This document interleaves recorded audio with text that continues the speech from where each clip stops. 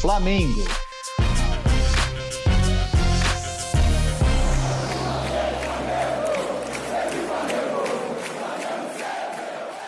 Salve, salve, nação rubro-negra. A gente está aqui com mais um episódio do nosso podcast UOL Flamengo, que você ouve todas as terças-feiras aqui no UOL e nas principais plataformas de podcast. Hoje, mais uma vez, eu estou aqui com o Léo Burlá, nosso setorista de Flamengo. Fala, Léo. Fala, Pedro. Tudo beleza? Hoje, um episódio com um cheirinho de título. Tem bastante assunto. Vamos embora. É isso aí, cheirinho, gosto e tudo mais. E estou também com o nosso colunista, Rodrigo Matos. Fala, Rodrigo, tudo bem? Fala, Pedro. Vamos falar um pouco sobre esse primeiro jogo relevante do Flamengo na temporada, né? E ver o que isso indica aí do resto do ano. É isso aí, começo de temporada com o título contra o outro time que é um dos dois maiores times do país, junto com o Flamengo. Um grande jogo, acho que foi um grande espetáculo de entretenimento, um jogo muito interessante. Eu começo perguntando para você, Burlá, o que significa para o Flamengo começar a temporada com esse título, apesar de não ser um título aí que ainda, pelo menos, tem um grande prestígio com a torcida. Foi um jogo difícil, foi um teste importante e é lógico que seja também um título importante, né? Pedro, só discordo quando você diz que não tem tanto prestígio. Eu acho que o roteiro do jogo, assim, o rival, ele confere um prestígio grande para essa conquista, sabe? Você percebe que o torcedor rubro-negro tá saboreando, cara, tá feliz mesmo, assim. E é primeira missão cumprida. Eles dificilmente vão falar isso com o microfone aberto e tal, mas era um objetivo claríssimo dentro do vestiário, ser campeão. Esse jogo, especificamente, por ser o Palmeiras, eles estão respirando esse jogo desde que saíram lá do Morumbi, quando o Flamengo ganhou o Brasileiro, mesmo perdendo o jogo. Então, assim, isso dá um gás, dá um fôlego para um time que já é testado e aprovado, mas, assim, esse título ganhou um peso grande, cara. É fácil de você notar, é o termômetro da torcida mesmo, sabe? É muito fácil de você notar que a torcida tá saboreando, tá feliz pra caramba. Eu até pergunto para você, Rodrigo, óbvio que isso pode mudar até o fim da temporada, mas em um primeiro momento, esse confronto do final de semana decidiu, pelo menos por enquanto, quem é o maior ou o mais forte do país, né? Eu acho que isso é bastante claro. Eu discordo um pouco, Pedro. Assim, eu acho que é óbvio que o título é relevante, a Supercopa. Se a gente colocar na balança, por exemplo, se chegar numa final Flamengo e Vasco na final do estadual, provavelmente esse título da Supercopa vai ter peso maior, porque o Palmeiras é um adversário de maior peso. Porém, a forma como se desenvolveu o jogo, não ficou claro que o Flamengo é um time muito melhor do que o Palmeiras.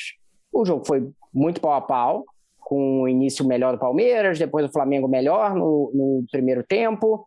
Quando vira no intervalo e você tem a troca ali de reservas, né? Entrando alguns reservas, Gabriel Menino e o Danilo, o Palmeiras claramente começa a levar vantagem, porque ele tem reservas no meio de campo melhores que os do Flamengo. Entrou o João Gomes, PP, enfim, e começou a dominar o jogo. No segundo tempo empatou com justiça, e no final do jogo o Flamengo retoma o domínio e podia ter feito ali o gol final e ganhado o jogo, né? Em duas bolas ali que o Everton pegou quase em cima da linha. Mas não, assim, ainda uma disputa de pênalti que teve virada no meio da disputa de pênalti, eu acho que ok, o Flamengo ganhou a disputa entre os dois times, mas não fica claro de que ele é um time melhor do que o Palmeiras. O confronto foi muito equilibrado, né? Talvez maior no sentido de temporada, a Supercopa tem esse gostinho, né, de botar os dois times mais vitoriosos da temporada anterior. Nesse caso foi até um brinde para o torcedor, porque o Palmeiras tinha sido campeão da Libertadores também. Mas eu não acho que está definido que o Flamengo é o melhor time. Embora, se você analisar o restante, até aparenta ser. mas não acho que está sacramentado isso. Foi um jogo muito igual, e o Palmeiras me surpreendeu com um desempenho para o início de temporada, que ele estava mais frio que o Flamengo, né? O Flamengo também está no início de temporada, mas o Palmeiras parecia mais frio, tendo jogado menos jogos intensos, com um desempenho muito bom. A gente no podcast de Palmeiras estava conversando sobre o jogo e o Rodrigo Coutinho fez uma avaliação de que para ele o Flamengo tem um 11 melhor, tem mais jogadores, principalmente ofensivos, com capacidade de desequilibrar e decidir um jogo, mas ele vê o Palmeiras com um pouquinho mais disso que você falou, de profundidade, de elenco, de reservas, de peças para mudar um pouco o jogo, principalmente no meio-campo. Você concorda com essa avaliação? Concordo. Assim, sempre... Eu concordo com a opinião dele. Eu acho que o Palmeiras tem principalmente no meio. Eu acho que os 3 garotos, Danilo, Gabriel Menino e o Patrick de Paula, estão muito mais prontos que os meninos do Flamengo. E no caso do PP, eu acho que, tipo, apesar de ser um jogador ok, eu acho que ele não vai chegar no nível desses outros. E o João Gomes, talvez, com o desenvolvimento da carreira dele, é possível que chegue. O Flamengo não tem... Agora, sim, o Flamengo tem um 11 melhor. Mas isso também acaba afetando, assim, como o Flamengo tem um 11 muito melhor, de jogadores muito... de potencial gigante, como é o Arrascaeta, o Gabigol, o Bruno Henrique, é difícil você ter uma reposição também no mesmo nível, né? Você só tem, no caso, do Pedro. Os outros, o Vitinho, por exemplo, é um bom reserva, mas não é um jogador no mesmo padrão do lugar de quem ele entra.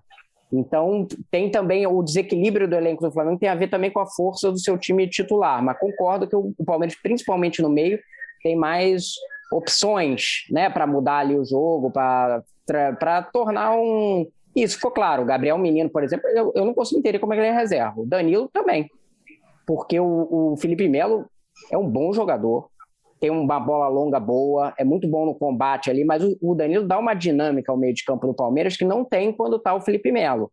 Ele consegue subir mais ali em cima a marcação, pressão. É um jogador, eu acho que hoje torna o jogo do Palmeiras mais dinâmico. E no caso do Flamengo, a gente tem a discussão sempre ali do Diego, que foi muito bem como volante, fez uma boa partida, e dentro desse aspecto chega um determinado momento que ele cansa.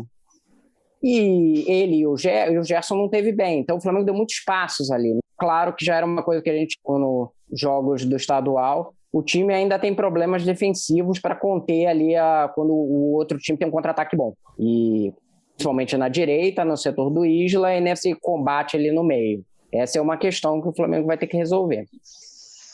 E até aproveito o gancho e pergunto para você, Burlá, que ajustes, além desse que o Rodrigo falou, você vê que o Flamengo precisa fazer aí para a sequência da temporada? Você acha que o clube deveria também talvez parar um pouquinho, investir em um ou outro reforço para ter como opção, talvez até no banco de reserva, jogadores não tão caros? O Rodrigo foi na mosca, eu acho, assim. É uma situação irônica essa, porque o 11 é tão bom, que, cara, invariavelmente o banco de reserva vai ser inferior, sabe? Exceção feita ao Pedro, que é um cara que você dá a camisa e ele joga, assim, tranquilamente, é muito complicado, cara. Então, eu não tenho tanto essa fúria de mercado, assim, cara, eu honestamente, eu iria com o que tem, sabe? A não ser que seja uma coisa extraordinária, que pinte a tal famosa oportunidade de mercado que a gente adora falar, mas, sinceramente, cara, você tem um Vitinho, sabe? O João Gomes, eu acho ele um jogador ótimo, eu acho que ele é um garoto que vai crescer, sabe? O René é um bom lateral esquerdo, é um reserva honestíssimo para o Felipe Luiz. O Mateuzinho tem espaço para crescer. Você tem o Hugo Neneca, que é um goleirão. Então, assim, acho que tem o Michael, que custou 7 milhões e meio de euros, sabe? De euros. Então, acho que cabe mais você apostar no que você tem, sabe? A não ser uma coisa muito extraordinária, assim, para trazer um cara, né, do nível do Oi, perdão. E não tem dinheiro, né? Além disso, não tem que... A gente já falou isso em outros episódios, assim, e não vale sempre dar uma repisada nisso. As pessoas acham que tem uma árvore de dinheiro no ninho do urubu, e ela não existe. Isso tem que ficar claro de uma vez por todas. Não tem grana, cara. O Flamengo vai atrasar salário amanhã? Não vai. Tá passando aperto? Não tá. Mas não tá sobrando, cara. Então você tem um elenco cheio de qualidade, sabe? Com muito jogador. A não ser que pinte, sei lá, uma troca, vai. Você tem um Michael, por exemplo, que é um cara com valor de mercado, pinta uma troca, pinta uma possibilidade bacana, pô, ok, legal. Fora isso, honestamente, eu acho que você tem elenco para jogar tudo que vem pela frente, no caso do Flamengo. Né? É bom lembrar que essa deficiência que eu citei aí do meio, que eu acho que é talvez a maior questão... O Rogério mesmo falou isso ontem, desculpa te cortar, o Rogério mesmo admitiu no Bem Amigos isso ontem, perdão. Então, mas assim, tem o Thiago Maia que tá machucado, né? No meio da temporada, supostamente ele vai voltar. Ele era o cara que era para ser esse ou titular ou substituto ali no meio, que ia ser um jogador que tem nível para acrescentar o time vindo do banco. Ele tava, quando ele se machucou, inclusive, ele era titular, né? Não era tinha tomado a vaga. Pois é, então é meio complicado. Você vai contratar um jogador para uma posição que a partir do meio da temporada, quando chegar ali nos jogos mais decisivos, você já vai ter esse jogador, né? Então, essa é uma... por exemplo, Rodrigo, o próprio Diego, que você mencionou, é um cara que você hoje está usando ele ali numa função recuado, que eu acho que foi uma tacada certeira do Rogério, super certeira, mas você pode ter o Diego para determinadas fases do jogo em que você devolve ele ali para a posição ele de origem, sabe? Então você também conta com jogadores que podem desempenhar outras funções. Sei lá, o Arão, na hora que precisar dele ali, mais plantado ali como um volante, você sabe que você entrega a camisa para ele, ele vai te devolver, sabe? Porque ele entende tudo da posição. Então, acho que você tem soluções ali dentro, sabe? Fora uma coisa muito extraordinária. E sinceramente, olha para o mercado. O que você vai fazer, sabe? Qual é a grande oportunidade que está aí dando sopa, sabe? Sinceramente, acho agora, que... o time vai ter problemas mais na frente, né, Léo? Por conta de convocações, né? Óbvio, assim, não. Esse ano é dramático. Se você analisar o Flamengo sob o ponto de vista, por exemplo, de uma planejamento europeu de elenco, o elenco de grandes times europeus, não estou falando de time pobre europeu, 25 jogadores, são 25 jogadores, nem chega a 30. Ou seja, eles trabalham com elencos muito mais curtos. Agora, você vai ter 18 datas do Brasileiro ocupadas por jogos de seleção, realmente, já vai tirar o Arrascaeta, tira o Isla, e tira mais... de repente, 2 jogadores da seleção, o time vai sofrer um baque. Mas aí o problema não é do planejamento do elenco. Não dá para você ficar planejando 30, não dá para você não vai conseguir ter 30 jogadores de grande nível, entendeu? Até vai dar problema se fizer isso. É uma punição a quem é uma contradição maluca, né? Assim, são as seleções punindo os melhores elencos, né? Punindo os clubes que fazem o melhor dever de casa, né? É uma loucura, sabe? Esse brasileiro é dramático, assim, dramático. E isso está na conta dos caras, é óbvio. E agora, mais do que nunca, esse tal melhor elenco vai ser colocado à prova, né? Jogadores como, sei lá, o Vitinho, vai ter que jogar, vai ter que entregar, sabe? Porque ele vai ser acionado invariavelmente, assim, diversas vezes. Você, considerando que um Everton Ribeiro estava sendo o 10 do Tite, sabe? Não é impossível você imaginar o Everton Ribeiro fora. Aí você tira, vamos um cenário hipotético aqui. Você vai perder Isla, Everton Ribeiro, Arrascaeta, Rodrigo Caio e Pedro. Vamos lá. Olha, é meio time, cara. É muito difícil. Meio time, é uma loucura, sabe? Não tem time do mundo que resista a isso, assim. É uma loucura. Eu vou pedir para vocês segurarem um pouquinho, a gente vai para o intervalo rapidinho, 1 minutinho, a gente está de volta. Posse de Bola é o podcast semanal do All Sport sobre futebol.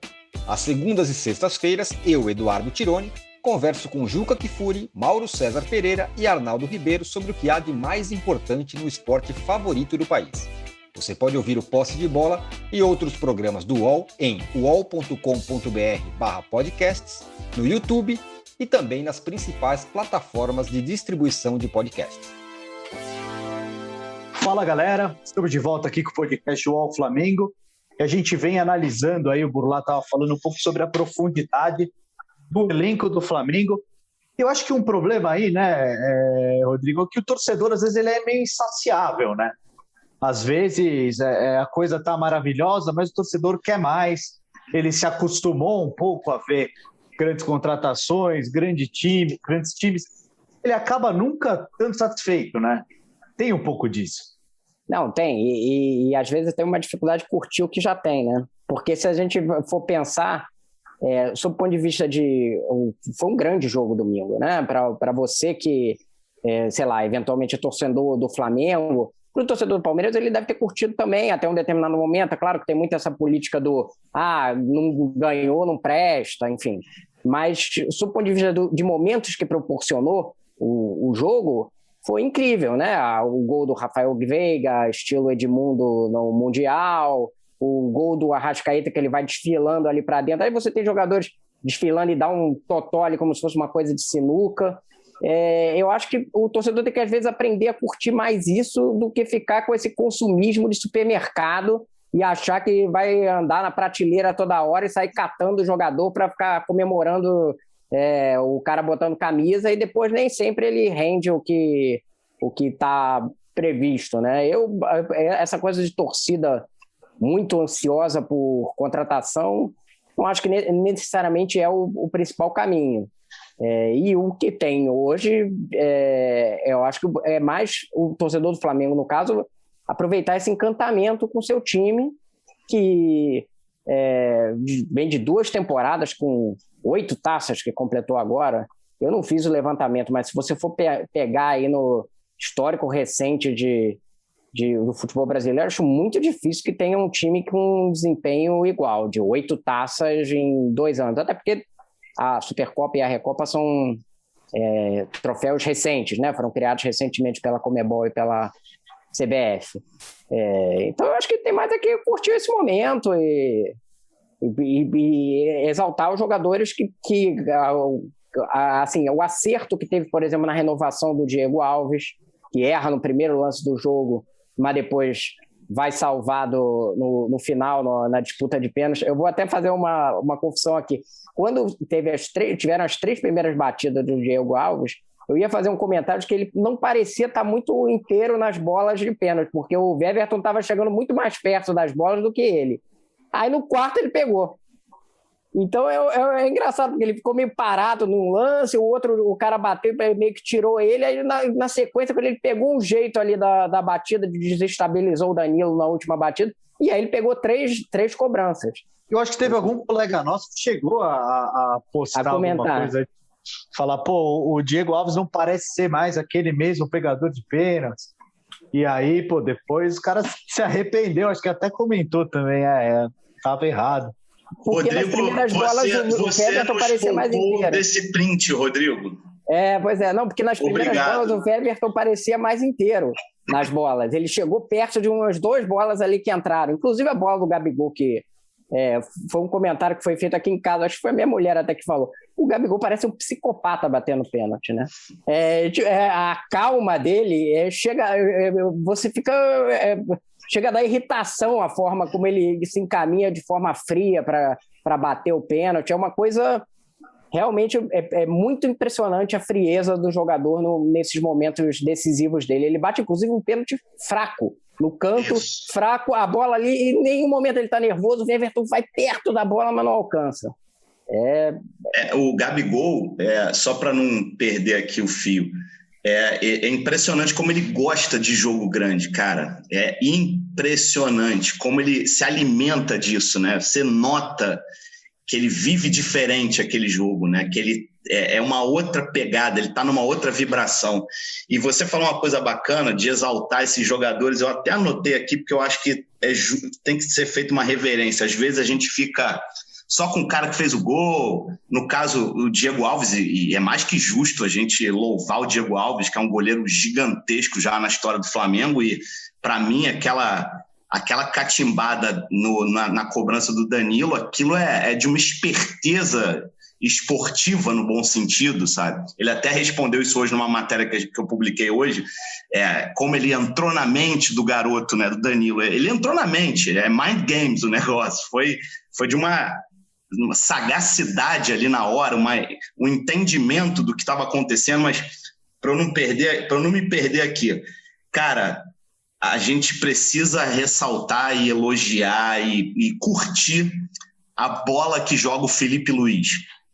Seria um pecado, assim, ele ser o cara, o pênalti perdido, sabe? Eventualmente o Flamengo perdeu o troféu porque ele perdeu o pênalti, porque a partida que ele fez, a inteligência que ele demonstra, assim, ele é muito completo. Ele é um jogador muito completo, ele é muito inteligente. Eu não sei, cara, é difícil você eleger um cara desse Flamengo, cada um tem suas preferências, o Gerson é um cracaço, tem o Gabigol, mas eu tenho um encantamento pelo futebol do Felipe Luiz, cara. O que ele entrega para o time, sabe? Ele fecha como um terceiro zagueiro quando o time está sendo atacado, ele vira um camisa 10 quando o time está com a bola, ele constrói jogada, ele não erra um passe, ele não faz uma falta desnecessária. Que jogador, cara, pegando essa carona no que você falou, da gente exaltar o que está lá e curtir, eu queria muito deixar esse registro, cara, que a bola que joga o Felipe Luiz é um negócio muito bonito de ver, assim, não sei se vocês estão comigo. Ele é um grande sujeito também, né? Ele é um cara muito querido na seleção. Eu e Rodrigo fizemos uma entrevista com ele, cara, em 2019, ele não tinha nem ganho título ainda. Olha, tanto eu quanto o Rodrigo não começamos ontem nessa brincadeira de entrevista, de jornal, de site, etc. Cara, eu não me lembro de fazer uma entrevista tão legal com um jogador de futebol como foi a com ele. Foi um papo assim maravilhoso, cara, maravilhoso. A gente saiu encantado do Ninho do Urubu. É fato, né? E depois a gente, quando ele esteve lá no CT, a gente até conversou com ele, ele falou, vocês conseguiram retratar coisas que eu sempre quis dizer, né? Isso. Coisas que às vezes a gente não vê abordado tanto, as coisas que a gente fala fica meio raso no dia a dia, enfim, eu concordo e é engraçado porque ele atuou muito tempo quase como terceiro zagueiro, né, nesse jogo, e já em alguns momentos o Flamengo vem jogando assim, o Isla sai muito como ala e ele fica quase como terceiro zagueiro, mas apareceu para dar um drible de salão no primeiro gol ali do Gabigol, né? Ele corta o futebol de salão, né? Gustavo Gomes, que é um belo zagueiro, né? Ele corta o Gustavo Gomes e deixa ele sem pai nem mãe ali dentro da área, né? Com um toque seria justo se tivesse saído o gol já no chute dele, né? Não é uma coisa muito característica dele, né? Embora ele tenha uma boa técnica, ele apareça bem no ataque, mas essa entrada driblando não é uma coisa muito característica dele. Ele é meia, né, de formação no primeiro início da carreira dele, Pedro. Começou no Figueirense assim, aí quando foi para a Europa, já chegando no Ajax, né, que ele chega pela Holanda, e aí ele tinha contado para a gente que os caras vão recuando ele, ensinando ele a marcar e a jogar ali em outro setor de campo. E aí é engraçado que ele tem essa imagem toda no Brasil, muito por causa da seleção, que é a imagem que a gente tem mais forte do Felipe Luiz era da seleção, antes dele jogar esse período no Flamengo. Um jogador defensivo. Né? Porque havia a comparação com o Marcelo, né? O Marcelo era um jogador muito ofensivo e o Felipe Luiz entrava quando era necessário ter alguma qualidade maior defensiva ali para o time. Ele era o reserva do Marcelo. Então acabou ficando marcado isso, mas é um jogador muito técnico e muito construtor, né, de jogadas, com aquele passe vertical que ele tem ali saindo de trás, enfim. Realmente foi uma atuação bem impressionante dele. E é uma coisa legal que o Felipe Luiz é uma primeira geração de jogadores que a gente descobre que existe já na Europa, né? A gente não tinha memória do Felipe Luiz jogando no Brasil. A gente descobriu que ele existia praticamente no La Coruña, né? Depois no Atlético de Madrid. Mas o barato disso é que, assim, essa vinda dele para o Flamengo, já com 34 anos, nessa faixa etária mais ou menos, ela ressignificou o Felipe Luiz para a gente, né? Para o torcedor brasileiro.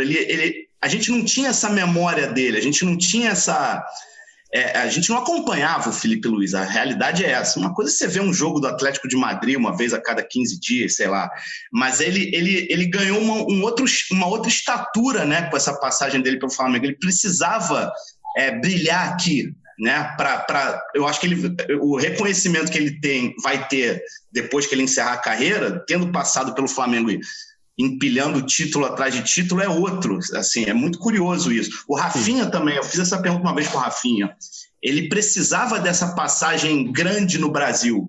A gente conhecia o Rafinha e tudo mais, mas uma coisa distante, né? E essa passagem grande dele no Flamengo coloca ele numa outra... A gente ganhou um outro olhar, né? Eu acho curioso isso. É isso aí, né? O papo tá bom demais, mas infelizmente a gente chegou no final do nosso tempo. Obrigado, Léo. Obrigado, Rodrigo. Esse foi mais um episódio do podcast UOL Flamengo. Teve a apresentação minha, Pedro Lopes. Hoje a gente contou com a participação do Léo Burlá, nosso repórter, e do Rodrigo Matos, nosso colunista. Edição de áudio é do Amer Menegassi e a coordenação é do Bruno Doro, da Juliana Carpanese. Segue aqui com a gente, flamenguista, Libertadores vem aí, a temporada continua e terça que vem e todas as terças-feiras a gente está de volta com muito mais informação e papo sobre o Flamengo. Valeu, um abraço.